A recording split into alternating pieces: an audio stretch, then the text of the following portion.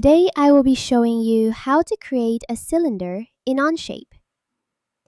This tutorial is ideal for beginners who want to learn the fundamentals of 3D modeling using simple and efficient tools.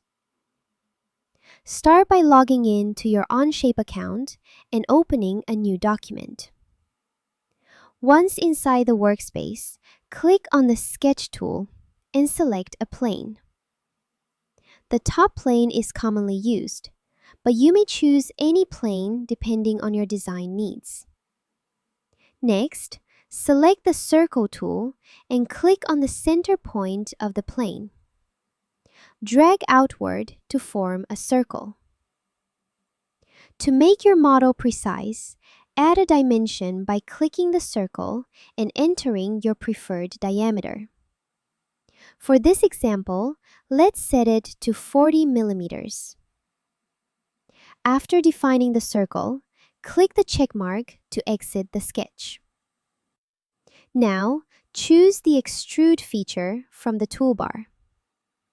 Enter the height you want for your cylinder. Let's use 80 millimeters. Press the check mark again, and your 2D circle will instantly become a 3D cylinder.